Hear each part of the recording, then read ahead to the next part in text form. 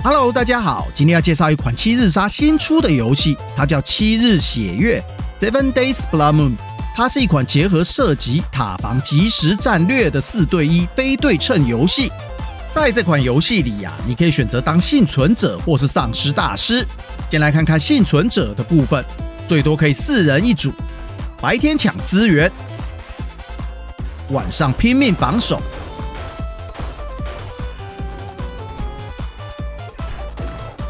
而喪屍大師呢，可以操控整個喪屍軍團，從上帝視角來戰略布局，還可以親自附身喪屍發動突襲，延續七日殺的精神整張地圖除了地面都是可以破壞的物件，你可以蓋牆、設陷阱、挖地板堵路。而喪屍大師能拆牆、能偷襲、能感染，相當強勢哦。接下來介紹一下幸存者的玩法。目標很單純，就是撐過4個晚上，只要1個人活着，全隊就算勝利。在白天呢，要趕快搜索資源箱、撿彈藥、醫療包、收集建材、加固基地。黃色箱子是武器材料，在回合結束後，可以在工作台制作新的武器。綠色箱子是彈藥，銀灰色箱子有高級材料，用來強化建築物的等級。要注意，資源是全靠搜索資源箱取得。拆除地圖建築物是拿不到任何資源的哦。此外，每回合都会有降落傘補給，一定要優先拾取。由於白天只有3分鐘可以用，強烈建議一定要分工合作。負責蓋的第一時間就開始蓋，負責撿的要盡可能把資源箱都撿光，尤其是醫療包一定要撿到，1個人撿，大家都會增加。而到了晚上要保持好隊形，互相救援，落單非常危險。千萬要注意，不要被喪屍大師各個擊破，情勢會馬上反轉。再來能近戰就不要浪費子彈。到了第3、第4回合，子彈使用量會激增。還有陷阱與防線要隨時維修。建築物的強度是不可能蓋好就撐過晚上，不隨時維修絕對爆開。倒地的隊友呢，有流血時間限制，要在時間內解救同伴。超過時間就無法解救，但其實撐過晚上就會復活，所以不能救的千萬不要勉強救。對了，晚上有時候會有強力補給品出現，它是有拾取時間限制的，而且要走到附近呢才会提示位置。裡面會有強力武器，如果戰況允許的話，一定要去撿。我認為派1個人去撿，如果失敗就把它丟包吧。再來看看喪屍大師。喪屍大師要以指揮官視角，從天空掌控戰場，布置喪屍召喚點，發出指令，偵查幸存者的據點。而關鍵時刻，再親自附身進入喪屍，被你附身的喪屍能力會大幅提升，速度奇快，跳躍能力也非常誇張，可以說突破點都要靠喪屍大師來發動。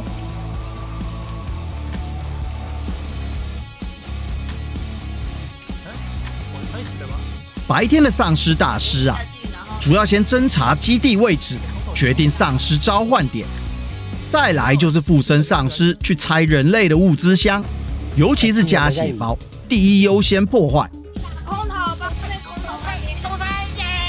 再來要注意地圖上這種人類屍骸，要記得撿，這是升級喪屍必要的資源。到了晚上喪屍大師會有血月點數 BMP， 這就是你的預算。用它召喚喪屍，越強的喪屍越貴，而每過1晚，預算就會提升。策略上要盡量分散幸存者的注意力，再使用喪屍大師的技能附身喪屍來偷襲落單的幸存者，達到各個擊破的目的。哪有？再來看看人類的技能與武器。技能系統是這樣。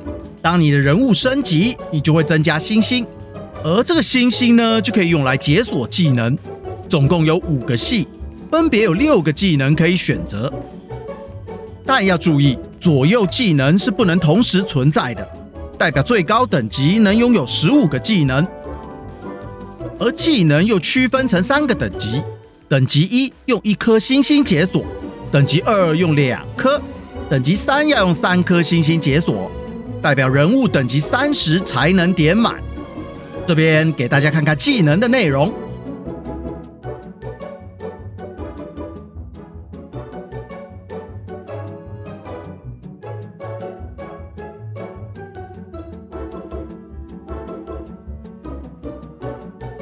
而武器呢，要在工作台制作，材料則是遊戲中收集的零件。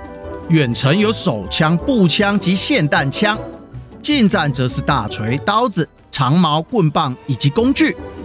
升級則是採用樹狀圖的方式進行，看看最後想要哪把槍，再決定往哪制作吧。而升級後的武器就會永久解鎖，下一場比賽就可以直接裝備使用。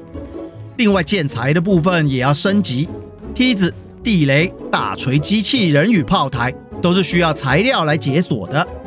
再來看看喪屍的技能與喪屍大軍。喪屍的技能概念與人類完全相同，這邊給大家看看喪屍大師的技能。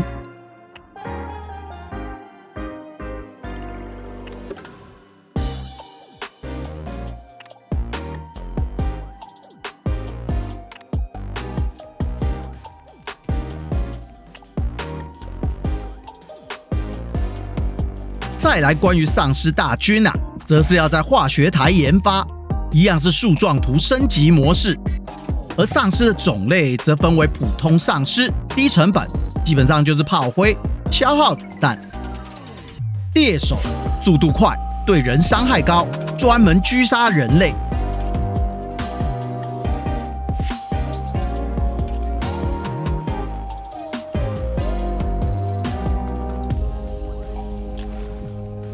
破壞者對建築物傷害特別高，專門拆建築物；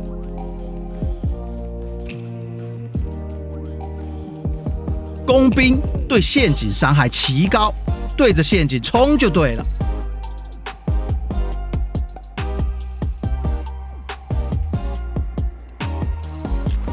坦克血量超高，專門吸引炮火，製造壓力；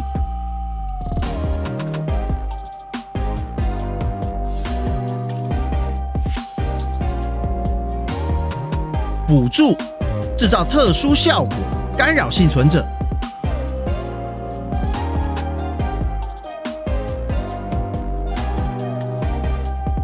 看來要玩好喪屍大師啊，一定要研究一下各種喪屍的屬性。